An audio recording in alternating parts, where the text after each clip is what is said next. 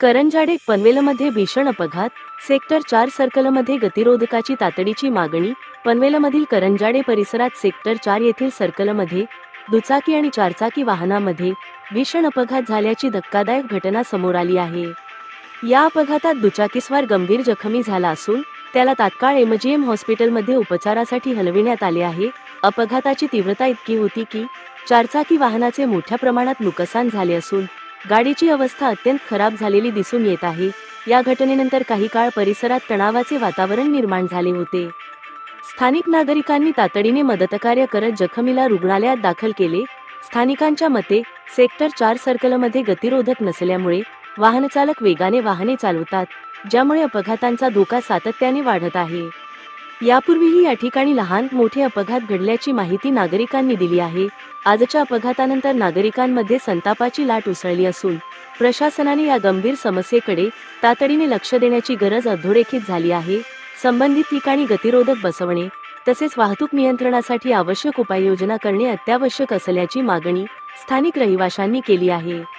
भविष्यात अशा दुर्घटना टाळण्यासाठी प्रशासनाने तातडीने कार्यवाही करून नागरिकांच्या सुरक्षिततेची हमी द्यावी, अशी मागणी आता जोर धरत आहे.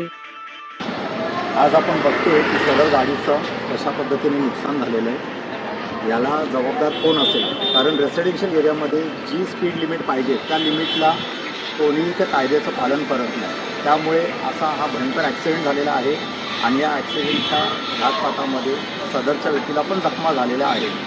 पण याच्यावरती आळा घालण्यासाठी काय करता येईल ते आपण नक्कीच त्याच्यावर विचार करू. कोणावर काय कारवाई होईल ते आपण थोडे सांगू. स्टेटमेंटमध्ये कसं काय असेल ते वगैरे CCTV फुटेजद्वारे.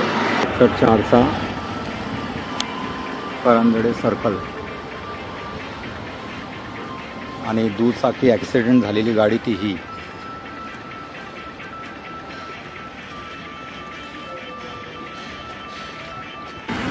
सर, तुम्ही गाडी चालवत होता त्यावेळेस नेमकं काय घडलं होतं इथे? नमस्कार, मी आदर्श आंबेकर. मी इथे टोप्यावरती उभा होतो राईट टर्न घेऊन रिलायन्सला जाण्यासाठी. पुढे पिकअप उभा होता. त्या साईडून टू व्हीलरमध्ये एकदम भयंकर स्पीडमध्ये आला आणि मला टोकन घेऊन गेला.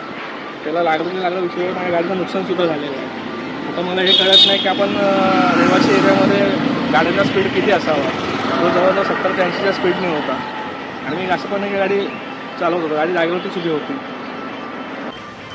सदर गोष्टीची पोलिसांना तक्रार देण्यात आलेली आहे. PC वाघमारे सर सदर घटनास्थळी दाखल होऊन त्यांनी ड्रायव्हर वगैरे सर्वांची घटनास्थळी सगळं काही पंचनामा स्टेटमेंट चालू आहे.